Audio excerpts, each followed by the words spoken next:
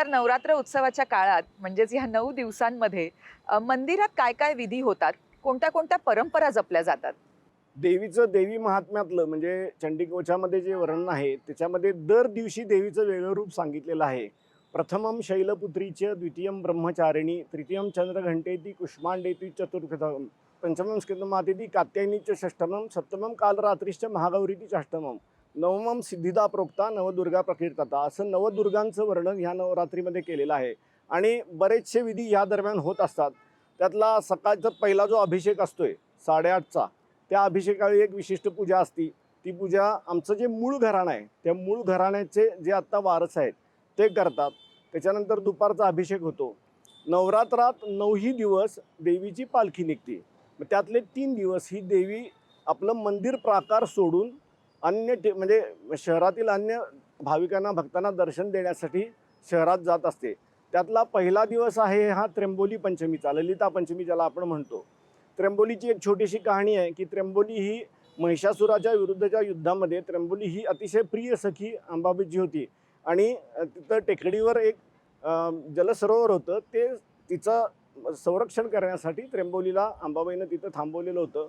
पण युद्ध झालं, महिषासुराचा नाश झाला, विजय झाला आणि त्यानंतर देवीने जो दरबार भरवला त्याच्यामध्ये त्र्यंबोलीला आमंत्रण नाही मिळालं. त्यामुळे ती रुसून तिकडे जाऊन बसली आणि त्यावेळी त्या आपल्या प्रिय सखीला भेटण्यासाठी अंबाबाई देवळातनं 5 किलोमीटरवर असलेल्या मंदिरामध्ये त्र्यंबोलीच्या ही पालखीनं जात असते. पालखी मिरवणूक असते.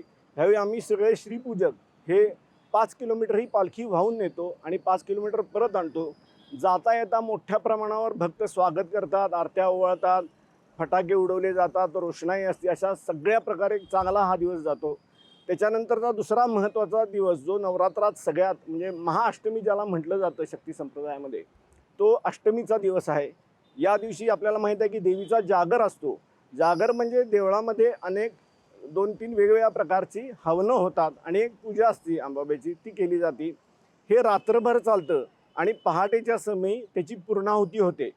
हा सगळा जो कालावधी आहे हा महिषासुराबरोबरच्या युद्धाचा कालावधी मानला जातो, ज्याच्यामध्ये त्याला पूर्णाहुती होती म्हणजे महिषासूर संपवला, अशा प्रकारचं एक विचारधारा आहे. या दिवशी मंदिर प्राकारातनं देवी नगर प्रदक्षिणेला बाहेर पडते. पूर्वीचं जे आपलं 4 पेठांच्यातलं गाव होतं ह्यातला जो मुख्य मार्ग होता म्हणजे महाद्वार रोड, गुजरी, भवानी मंडप, त्याच्यानंतर गुरु महाराज वाडा, त्याच्यानंतर बिनखांबी गणेश मंदिर आणि पुन्हा मंदिरात, असा हा वाहनाचा रूट असतो. वाहन म्हणतात त्याला. त्या वाहनाच्या वेळेला सुद्धा मोठ्या प्रमाणावर आता राज्य महोत्सवाचा दर्जा दिलेला आहे. त्यामुळं ह्या वर्षी आणि गेल्या वर्षीपासून रांगोळ्यांची स्पर्धा होती. प्रचंड मोठ्या आकारात रांगोळ्या काढलेल्या असतात आणि भाविक अतिशय तल्लीनतेनं म्हणजे संध्याकाळी 6-7 वाजल्यापासून हे करत असतात. खूप मोठ्या प्रमाणावर लोकांची इन्व्हॉल्वमेंट ह्याच्यात असते आणि देवीचं रूप ते बघण्यासाठी जनसागर मोठ्या प्रमाणावर हा रस्त्यावर उतरलेला आपल्याला दिसतो. तिसरा महत्त्वाचा दिवस आहे तो दसरा. खरं म्हणजे दसरा हा त्या अर्थानं नवरात्राचा दिवस नाही, तो नवरात्राच्या नंतरचा पहिला सण आहे. पण दसऱ्याची कोल्हापुरातली अतिशय जी मोठी परंपरा छत्रपती राजर्षी शाहू महाराजांच्या कालापासून आहे ती म्हणजे ही पालखी दसरा चौकात शिलंगणाला सीमोल्लंघनाला जाती. त्या ठिकाणी राजपरिवारातले जे राजपुरुष आहेत यांच्या हस्ते याची आपट्याच्या पानांची पूजा होती.